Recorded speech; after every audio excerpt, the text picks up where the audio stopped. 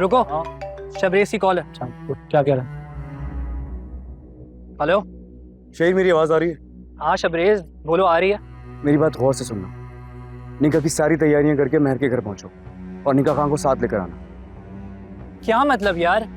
शहीद, मेरे पास टाइम नहीं है तुम्हें समझाने का, बस जो कह रहा हूँ वो कर लो ना यार। ओके। Okay bye.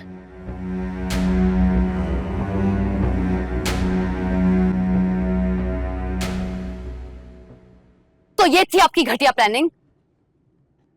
आपने मुझे यकीन दिलाया था कि शबरेज मुझसे शादी करेगा, तो ये ऐन मौके पे तमाशा कैसा?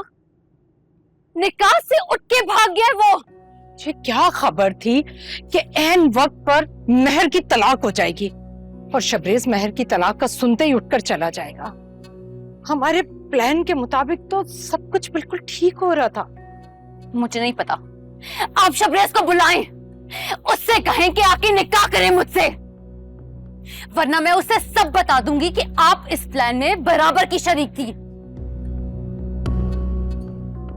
सोचिए जरा, अगर उसे ये पता चल गया कि उसके बर्थडे वाले दिन का प्लान आपका था,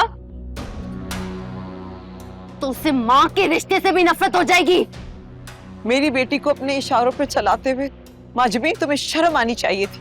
मुझे तुमसे इस घटियापन की उम्मीद नहीं थी। और अलेना, तुम इसके बहकावे में आके तुमने अपनी इज्जत पर इतना बड़ा दाग लगवा लिया। मैं सोच नहीं सकती थी कि तुम इसका मोहरा बन जाओगी।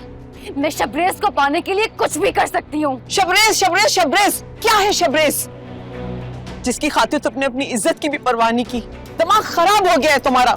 शबरेज को पाने के लिए मुझसे जो बन पड़ा मैं करूंगी।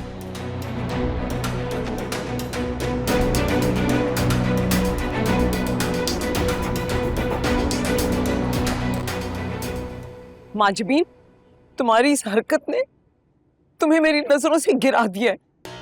मैं तो जानती भी नहीं थी कि दोस्ती की आड़ में मैं अपने आस्तीन में एक सांप को पाल रही हूँ, जो वक्त पड़ने पर मेरी ही इज्जत से खेल जाएगी। सहबा, तुम समझने की कोशिश करो। मैंने तो ये सब सिर्फ इसलिए किया कि शबरेज और अलैना की शादी हो जाए। इस तरह मेरी बेटी की तजलील करके, उस पे दाग लगाकर। अलेना तो ना समझ है, जज्बाती है, लेकिन तुमने इतना घिनौना खेल खेलते हुए सोचा नहीं।